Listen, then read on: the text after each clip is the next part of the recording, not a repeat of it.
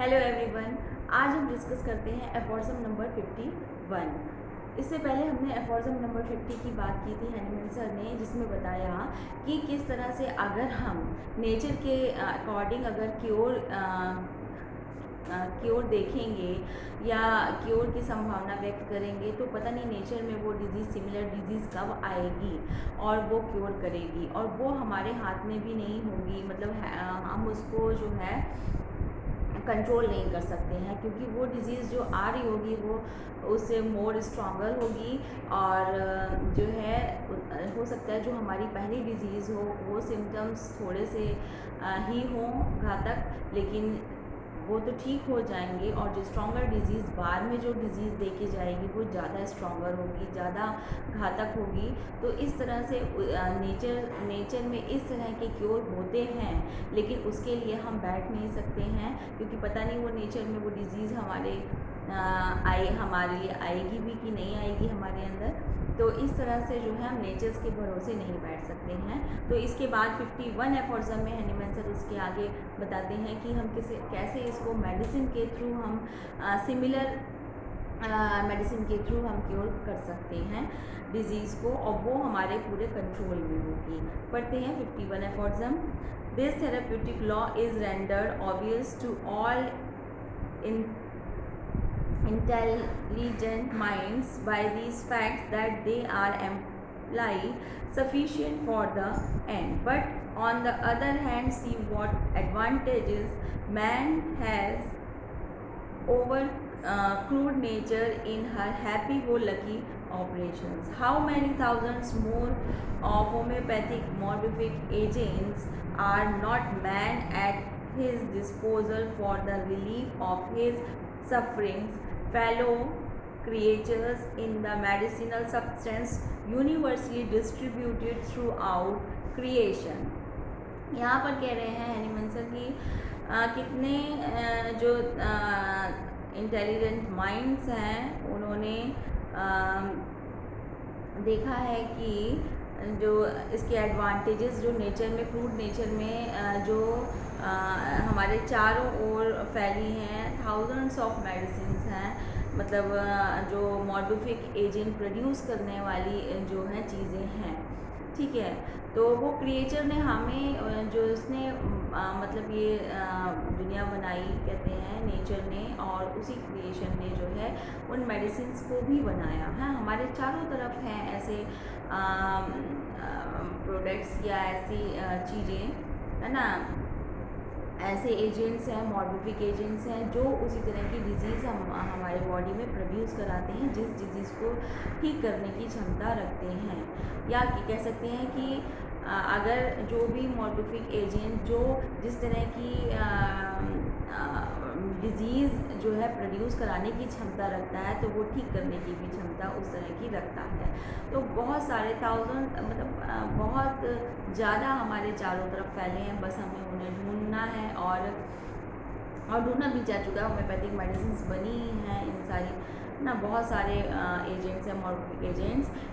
In them he has producer of disease of all possible variety of actions for all the innumerable, for all conceivable and inconceivable natural diseases to which they can render homeopathic aid.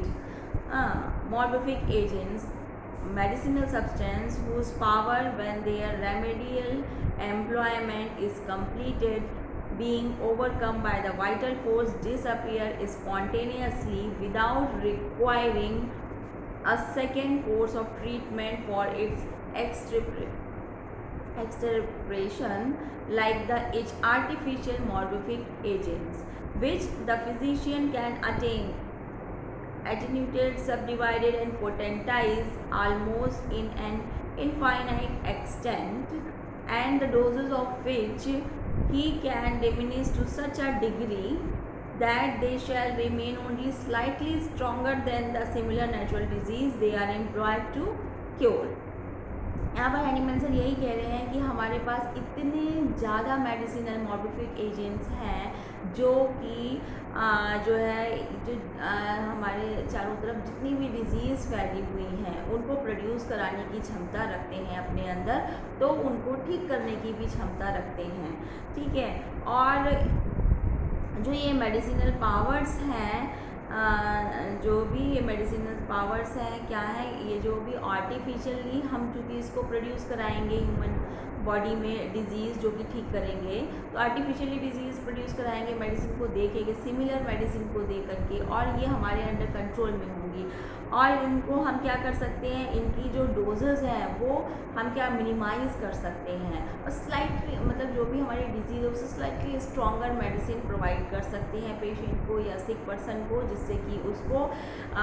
जो भी हम artificial disease के अंदर cause करा रहे हैं उसका पता भी ना चले, और उसकी जो डिज़ीज़ है वो ठीक हो जाए, और फिर उसके बाद जो वाइटल फोर्स, ये अपने आप ही इसका एक्शन जब कम हो जाता है, डिमिनिश हो जाता है, तो ये ख़त्म हो जाती है, वाइटल फोर्स को ख़त्म कर देता है। तो जैसे नेचुरल डिजीज़ में जो दूसरी डिजीज़ आएगी, एक डिजीज़ को ठीक करेगी, तो उसको दूसरे को ठीक करने के लिए फिर हमें मेडिसिनल पावर की ज़रूरत पड़ेगी। यहाँ पर क्या है कि हम मेडिसिनल पावर पहले से दे ही रहे हैं, तो वो जो पुरानी डिजीज़ है वो ठीक हो जाएगी, और फिर इसने जो डिजीज़ प्रोड्यूस कराई है इसके लिए हमें कोई भी मेडिसिनल एजेंट की ज़रूरत नहीं पड़ेगी, कि अपने आप वाइटल फोर्स उसको ओवरकम कर देगा। ठीक है, और इसको हम बहुत ही डिमिनाइज़ कर सकते हैं, पोटेंटाइज़ कर सकते हैं, मतलब पावर्स को बढ़ा सकते हैं, इनफाइनाइट लेवल पे हम इनको जो है डिमिनिश करके दे सकते हैं पावर्स को, है ना, और power, so that in this incomparable method of cure there is no necessity for any violent attack upon the organism from the eradication of even inveterate disease of old standing। तो इसके द्वारा क्या है, हमें कोई बहुत स्ट्रॉन्ग वायलेंट अटैक की ज़रूरत नहीं है ऑर्गेनिज्म के अंदर डिजीज़ को प्रोड्यूस कराने के लिए, क्योंकि जो